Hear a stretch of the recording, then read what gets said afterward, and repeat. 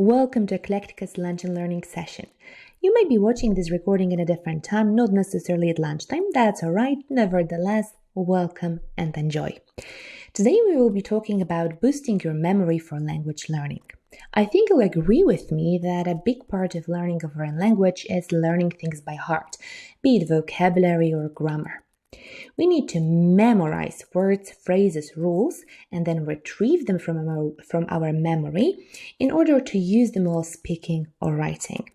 Therefore, we need some tools and techniques that will help our brain master a foreign language. Let's look at some.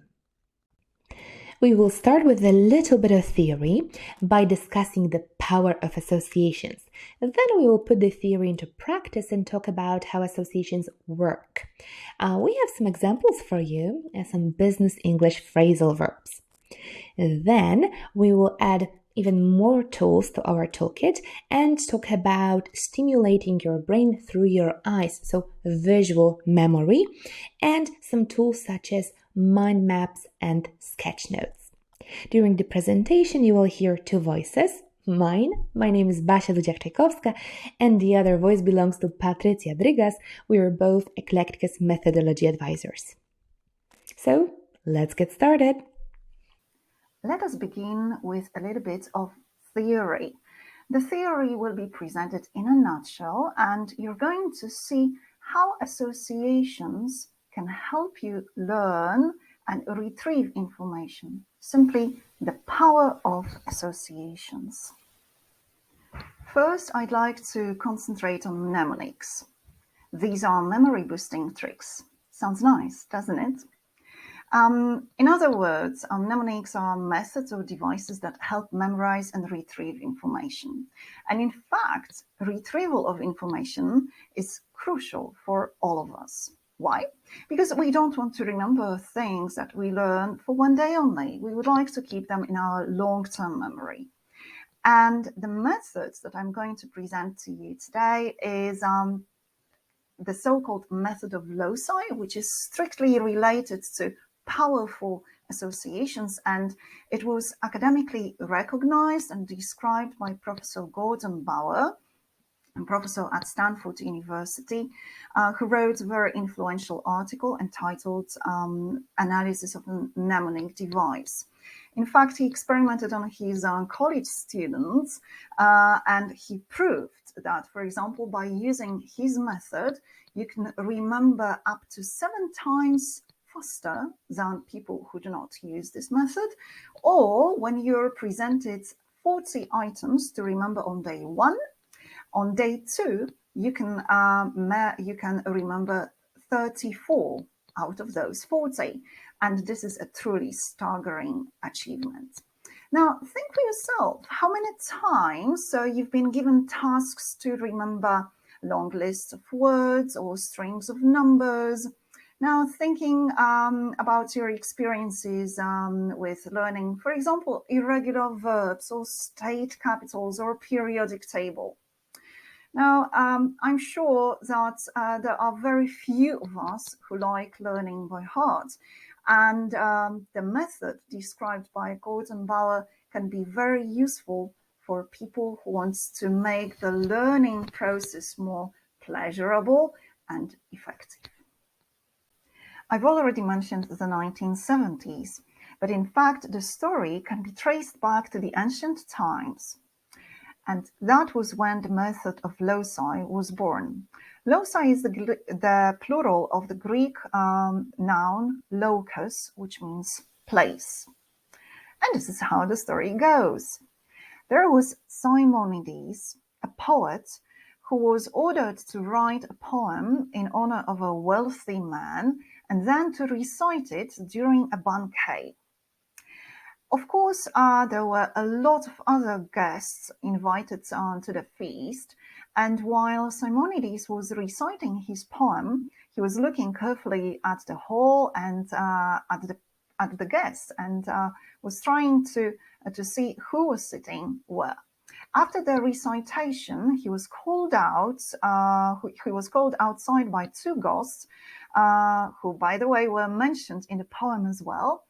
And while he was talking to the gods, the edifice collapsed. The disaster was so huge that all people who were inside died.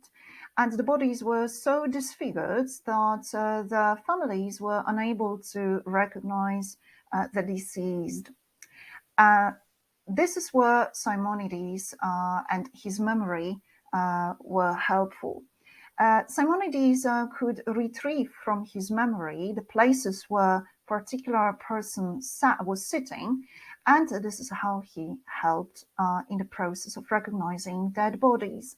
Now, the story is very dramatic, I know, but in fact, dramatization and exaggeration is very useful and helpful for making powerful associations. As you can see, everything is based on three principal elements, and this is visualization, association, and storytelling. Now we've come to the point where we need to analyze those basic principles of a mnemonic creation. The first one is visualization.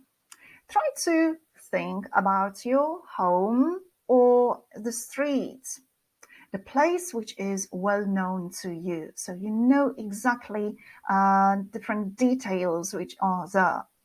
And when you're presented a list of words, for example, to remember, you can put those words in those particular places.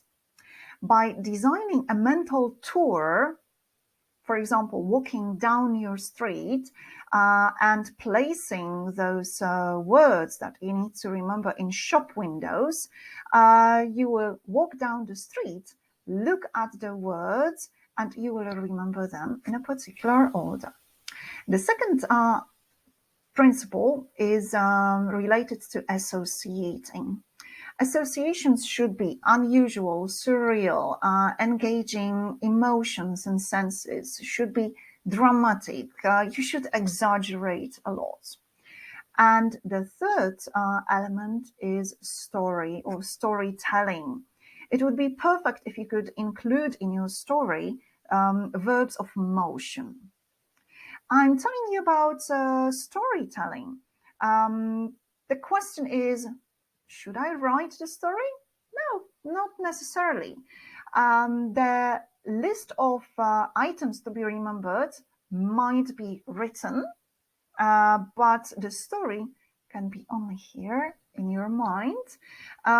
You don't need to write anything. And also remember that it's not about creating a story which will be perfect in terms of accuracy, that every single grammar structure will be perfect. No, it's about visualization, association, and this motion which is included there, and it should be your individual story.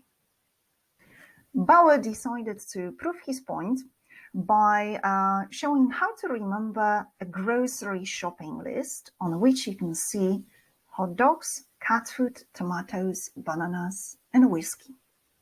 How would you remember such a grocery shopping list?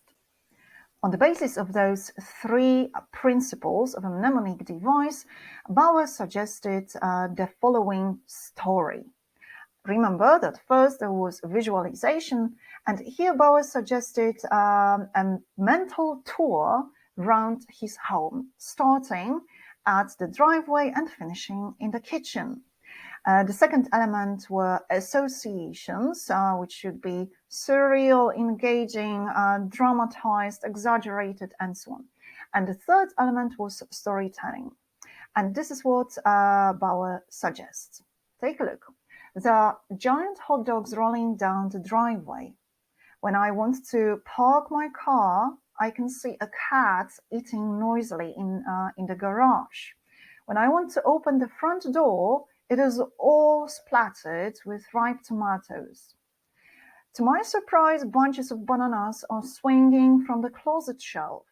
And when I enter the kitchen, I see and hear a bottle of whiskey gurgling down the kitchen sink. That was our theory in a nutshell. Now you know the theory, let's translate it into practice and see how it can help you to learn business English words. As you can see, they're business phrasal verbs. We've chosen them for good reason, because there are still a lot of students, even at a very advanced level like C1, who report to us that phrasal verbs are quite difficult part of English and they need to put a lot of effort to learn them. The list for us today includes chip in, spell out, hold up, look into, drop off, see through, and hand down. Now, the question is, how many items should there be on your list? The truth is, it's up to you. You need to work it out yourself by trial and error. For one person, there will be 15 items on the list to be remembered, and it will work fine. For another person, it'll be 7 or 8. So it all depends on your past experiences with memorizing words using this method, or your general state of mind on a given day. So work it out yourself, experiment with the method, and then you will be an expert. How can you learn these phrasal verbs? Of course, you can translate them. You can check the definitions and write them down, as you can see here. It's easy, but not the most effective. When you take a look at the Quizlets that we've prepared for you, you will see flashcards where right next to the explanation of the meaning, you will also have images. And these will contribute to a stronger mental trace, association of the meaning with a particular experience. We've got a suggestion to you. Turn into a storyteller.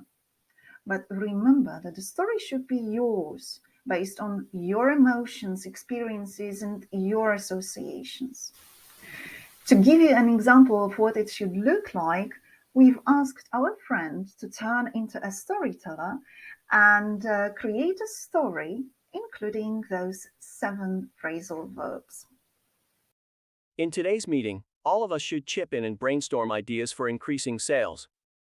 John has already spelled out the plan for Q2 2023, and our hesitations may only hold the progress up.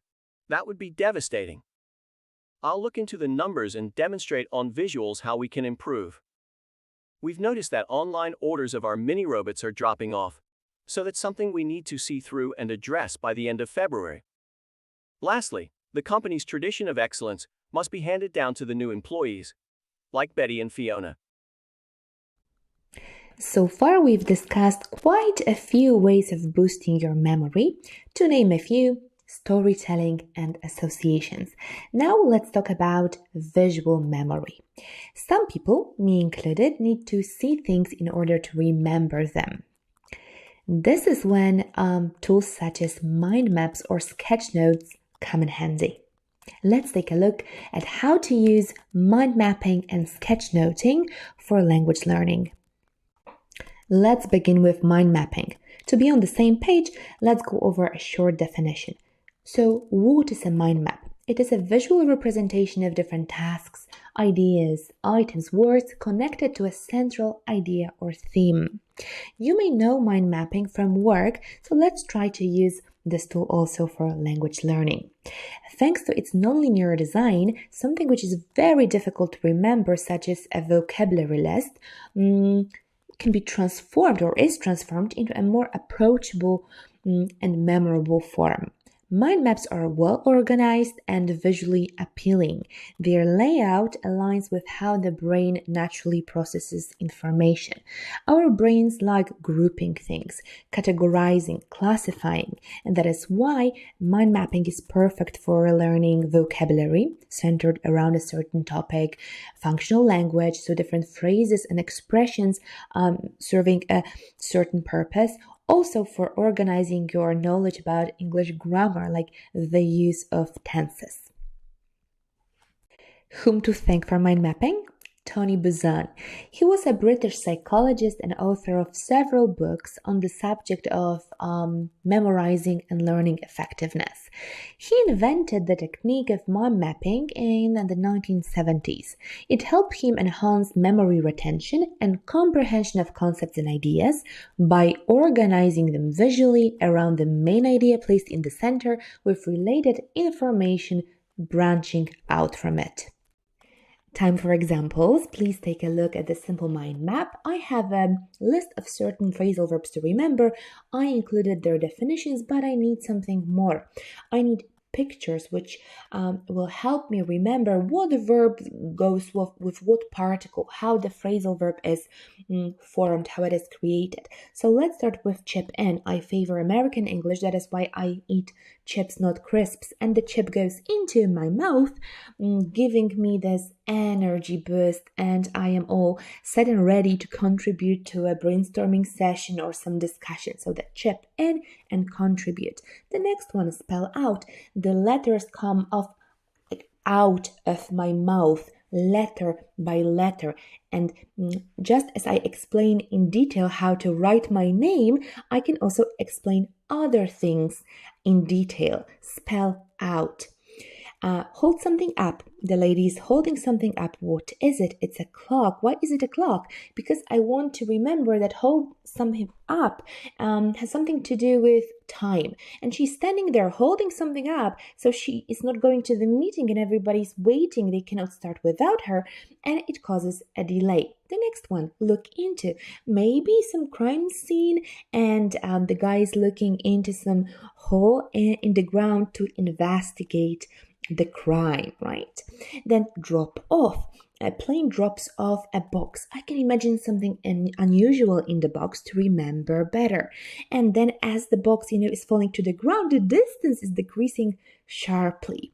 Then see through. I can hear some noises at my neighbors, so I come closer to the door because I can see through the keyhole what is going on there, and I keep observing until I figure out. I work on my task, I keep on working. I work until completion.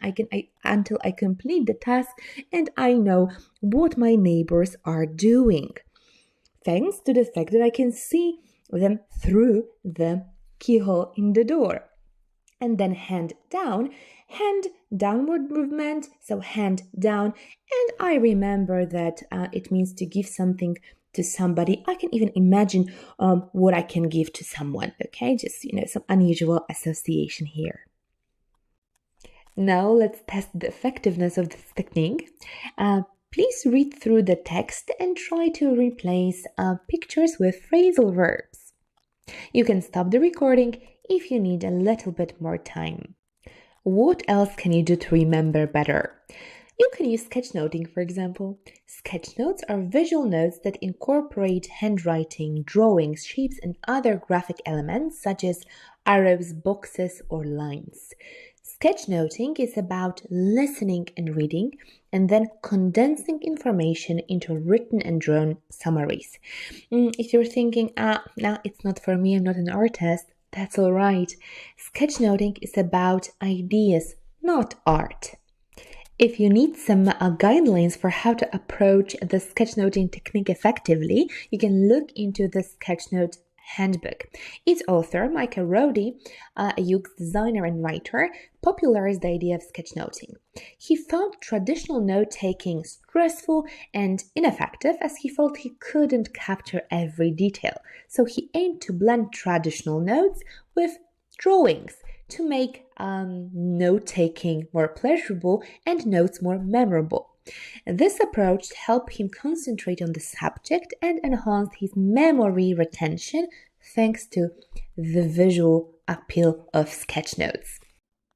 So what is the science or the theory behind it all? It's the dual coding theory, which suggests that our brain processes information using two primary channels, the verbal channel responsible for words and the visual channel responsible for images. When both modes are active, our brain creates some sort of library of associations. So the associations between words and images, which mentally cross-reference one another. Sketchnoting activates verbal and visual modes to capture different concepts. Your whole brain is engaged, it's absorbed in hearing, synthesizing, and seizing ideas. As for the visual appeal, how to achieve it, use different typography, diagrams and drawings, bullet points for making lists, different handwriting styles. You can underline words, you can use different colors, containers, frames, dividers such as lines. You can use different pointers and arrows to connect images with text, and you can even create a set of icons, unique icons with some meaning that will repeat across your notes. It really depends on you how artistic you get, but once again, remember that sketch notes are about ideas, not art. Just make sure that your notes are visual appealing and beautiful or interesting enough that you want to go back to them and use them again for revisions. Right now you're looking at an example of my sketch notes. I created them in Canva. You can use different digital tools, but you can also create your sketch notes by hand. Here you have 8 idioms that include names of different body parts. That is why I decided to use a picture of a human body, and I marked different body parts appearing in the idioms with colorful dots. What do you have here? To see eye to eye on something, to get something off your chest, to keep someone at arm's length, to have a hand in something, to get your head around something, to have your back against the wall, to pull someone's leg, and to get cold feet. While creating sketch notes, I make sure that I have different colors, images that will help me remember the words, the phrases, in this case idioms. I always include definitions and meaningful examples. Like, look at the idiom to pull someone else's leg. My example says, I was just trying to lighten the mood during the meeting by pulling my boss's leg about his new tie, but it looks like I might have taken it a bit too far. I can imagine the situation in my head, and definitely this example will help me remember the idiom.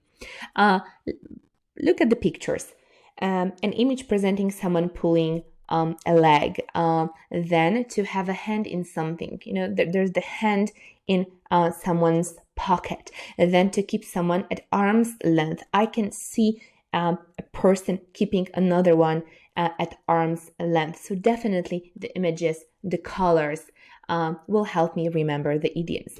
As practice makes perfect, make sure to scan the QR code and play a little game that will help you use the idioms and remember them better. Take a moment, look at my notes, study the examples, the definitions. I do hope you will find them helpful. We're coming to an end of our presentation, so a quick summary. Visual notes are perfect for lesson takeaways, creating vocabulary banks and grammar revisions, for long text abbreviation, as well as for grabbing and keeping your audience's attention and presenting information. So remember about them whenever you give a presentation or prepare some folders, handouts, or worksheets. Give them a try and check if they can help you learn a foreign language. I believe they can. Thank you very much for your time and attention. Make sure to check our handout. You can read about different tips and tricks, tools and techniques there, and then choose whatever seems to be most interesting, most effective, or easiest to start with. Good luck. Enjoy.